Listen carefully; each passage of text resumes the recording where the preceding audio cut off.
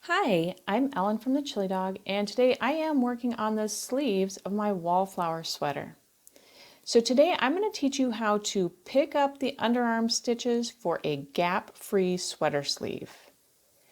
This sweater is knit from the top down, and after finishing the yoke of the sweater, the sleeve stitches were placed onto a piece of waste yarn. Then a few stitches were cast on at the underarms, and finally the body of the sweater was knit. Now it's time to work the sleeves by returning these held sleeve stitches to needles, picking up a few stitches at the underarm, and then knitting the sleeves in the round. I have already returned my sleeve stitches on this side to my knitting needles, and I'm going to be using the magic loop method to knit my sleeves. However, you could also use double pointed needles or a shorter circular needle to knit your sleeves, whatever works best for you. As we begin our sleeves, we need to pay close attention to the corners between where the sleeve stitches were held and the underarm.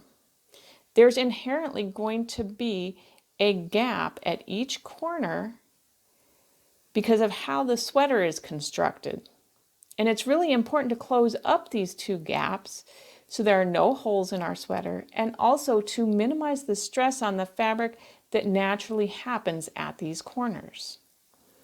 If we look closely at the gaps, you can see that here at the center of the gap is a stitch, and there's one strand of yarn that comes from one side of the gap through that single stitch and across to the other side of the gap. And the same is true on the other side of our sleeve. So here's the gap. There's a single stitch here at the center with one strand of yarn coming from one side of the gap through that stitch and across to the other side of the gap. That is where our gap closing magic is going to happen. Let's get started. Before we pick up our stitches here at the underarm of the sweater, we need to set things up for our gap closing magic. So I'm going to slide my stitches down, and again, we need to concentrate on that strand of yarn that's going from one side of the gap through the center stitch and then out the other side of the gap. We're going to start by picking up the first half of that gap strand. So we're going to take our right needle from back to front underneath that first half of the strand. That gives that lifted strand a conventional mount on our knitting needle, which means the leading leg is at the front and the trailing leg is at the back of our needle. Now I'm going to place a stitch marker here, and this is not mandatory. It just is going to help me kind of keep track of things so that I remember later where the center of the gap is and don't work too far. Now we need to lift the strand on the other side of the gap. This time we're going to insert our right knitting needle under that strand from the front to the back. Now the lifted strand has a reverse mount, so the leading leg of the stitch is at the back of the needle and the trailing leg of the stitch is here at the front. And I'm going to talk about why that mount is important once we've worked all the way around the sleeve and we're ready to close things up here at the gap. Now it's time to pick up stitches across the underarm of our sweater. And I used, when I was casting on these stitches for the body, I used a cable cast on, which creates a nice neat edge, and I think it makes it just a little bit easier to pick up stitches than it would had I used a backward loop cast on. So I need to pick up 14 stitches across the underarm, one stitch at the top of each column of V's, and let me show you what I mean here. You can see here's a column of V stitches right here. So we would pick up a stitch here at the very top of the column. And then you move over to the next column of stitches, and here's the V at the very top of the column. And again, the next column of V's, and you'd pick up at the top. And the nice thing about this cable cast on is that as you're picking up these stitches, you have a kind of thick edge here, and that is just going to make the join where you're picking up these stitches a little bit more firm and secure. So let's join our new yarn. The first V happens here where our gap strand is coming out. So we're going to actually go over to the next column of V's to pick up the first stitch. And it's right here.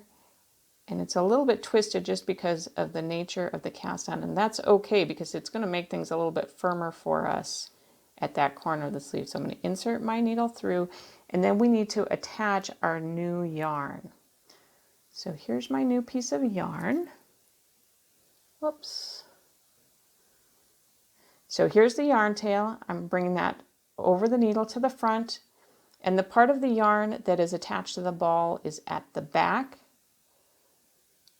And this is important just so that our stitch mount is proper as we begin that first round of actual knitting. I'm going to bring the yarn tail under the needle and then just pinch the tail and the working yarn together, because I need to provide some sort of tension so I can pull the first stitch through since there's no knot or anything there.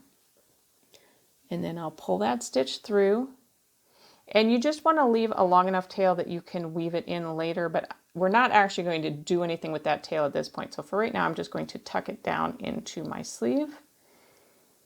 And then I'm going to work across. I'll find the next column of V's and insert my needle here at the top of that column and pick up a stitch. There's the next column. Whoop. Insert my needle and pick up a stitch. There's the next column. Insert through the stitch at the top of the column and pull one through. There's the next column.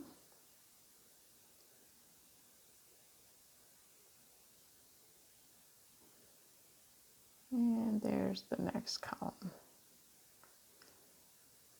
Now I have a little tricky spot here just because at the center of the side of my sweater, I have this mock seam. So it's really just a column of purl stitches, but that makes it a little bit trickier to see the column of V's.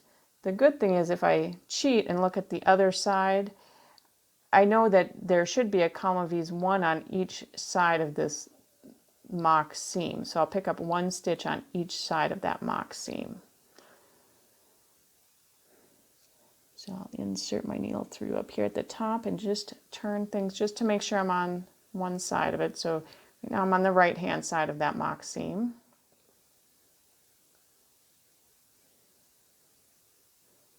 And now I have another purl stitch here. Again, I can't necessarily see the V, but if I insert my needle through, I can see now I'm on the other side of that mock seam. So now I'm going to continue across, and I'm going to pick up the rest of my stitches here across the underarm.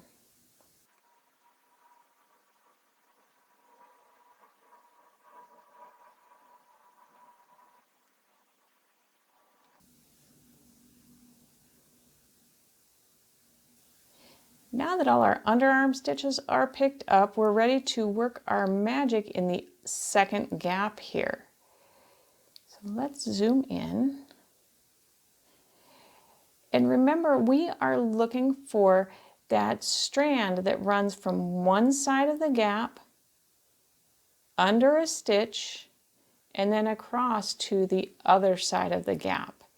And we're going to lift that strand with our right needle from the back to the front. And again, that's giving us a conventional stitch mount that has the leading leg at the front and the trailing leg at the back.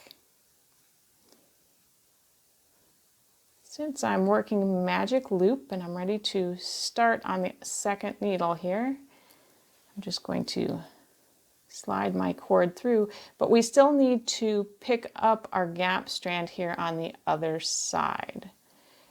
So I'm going to still use my right needle to pick up that gap strand, and it's pretty easy to see here. It's right here, and we're going to pick up that second half of the gap strand from front to back, and it gives the stitch a reverse stitch mount. Again, the leading leg is at the back of the needle and the trailing leg is at the front.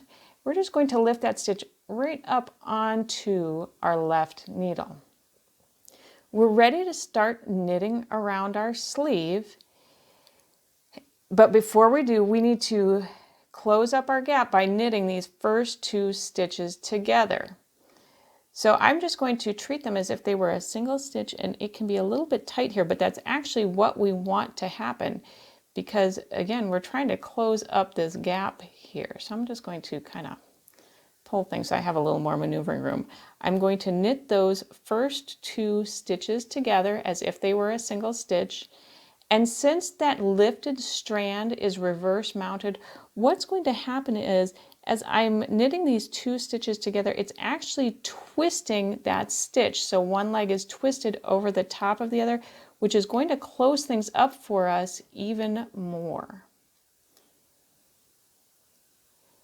And once those two stitches are together, I'm going to go ahead and I am going to work around the rest of my sleeve until I get to one stitch before the gap on the other side. This is where my second gap was, and I knit around the top of my sleeve stitches, and I stopped here one stitch before that first gap. And if you remember, we have one of the lifted gap strands on each side of this stitch marker. So to close up the gap and decrease those stitches that we lifted up, first we want to make a decrease here that slants to the left towards the gap. And normally to do that you would do a slip, slip, knit. But again, we want this second stitch to be twisted to make our closure even tighter. So instead of doing a slip, slip, knit, I'm just going to slip the first stitch knitwise and then transfer it back to the left hand needle. And then I'm going to knit it together through the back loop with that lifted gap strand. And again, that twists that second strand to make things even tighter. Now I can remove my marker. And now we want to decrease a stitch on the other side of the gap. We'll do that with a decrease that slants to the right, again towards the center of that gap. This time it's going to be a knit two together. And again, since this lifted strand is reverse mounted, it's going to twist that strand as we're knitting it together with the second stitch to make things even tighter. So we'll just knit those two stitches together, and it still seems a little loose right there because that is where we had our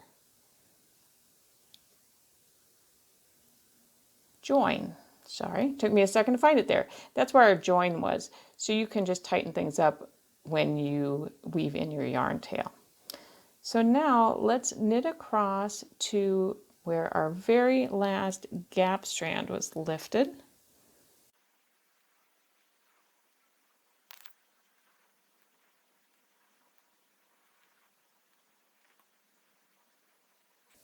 So we have our one underarm stitch and we have our lifted gap strand, and we need to work them together. And again, we want it to slant towards the gap, so that would be similar to a slip, slip, knit. And we also want this second stitch, the lifted gap strand, to twist to make things even tighter. So instead of a slip, slip, knit, we're just going to slip that first stitch knitwise, and then return it back to our needles, and then knit the two stitches together through the back loops. So all of those lifted gap strands now have been decreased. So I'm going to go ahead, I'm going to work a couple more rows just so I can show you what happens here and how nicely everything closes up at the gaps on each side of the sleeve.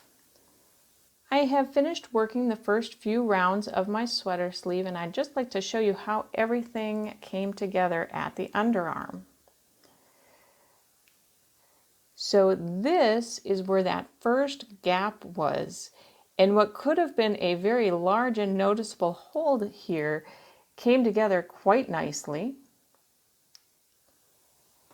At the underarm, here is where we picked up our sleeve stitches, and there is a slight ridge here. However, overall the stitches flow pretty smoothly from the body of the sweater up into the sleeve. And on the other side, this is where that second gap would have happened. And again, what could have been a very large and noticeable gap really came together quite nicely. So I hope you enjoyed learning how to pick up the underarm stitches for a top-down sweater sleeve. And if you would like to try this technique in a pattern, make sure to head over to the shop section of thechilidog.com and look for my Wallflower sweater. Until we stitch again, happy knitting!